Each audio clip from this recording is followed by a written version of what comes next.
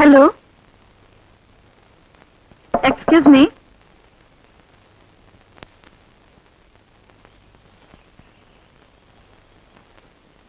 ഇവിടെ ആരും ഇല്ലേ?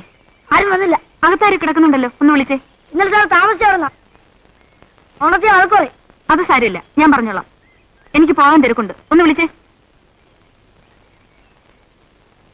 രാവിലെ 8 മണിക്ക് വരാൻ പറഞ്ഞിട്ട് ഞാനിവിടെ ഒന്ന് വെയിറ്റ് ചെയ്യണം. ഒരു പെണ്ണുമ്പിള്ള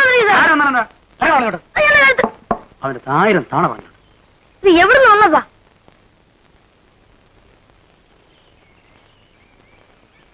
ഏയ്, എന്താ മിസ്റ്റർ, മനുഷ്യരെ വിളിച്ച് കുരങ്ങ് കളിപ്പിക്കുകയാണോ?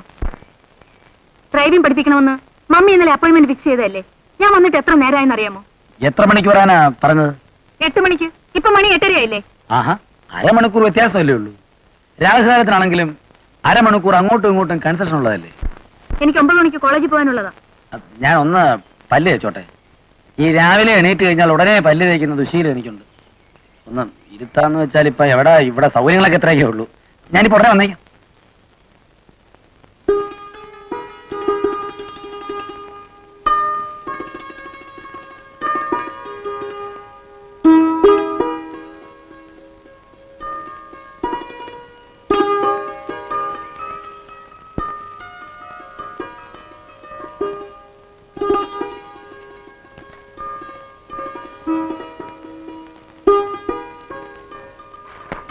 ഒട്ടും പോടിച്ചില്ലല്ലോ.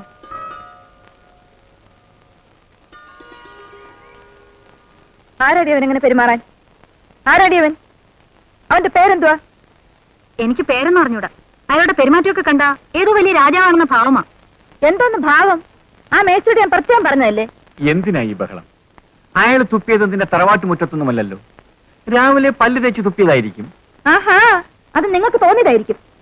അവൻ തുപ്പിയത് എന്താ അർത്ഥം വെച്ചോണ്ടാ? വേണ്ടി വന്ന അവന്റെ വർക്ക്ഷോപ്പിൽ വിലക്ക് വാങ്ങിക്കും.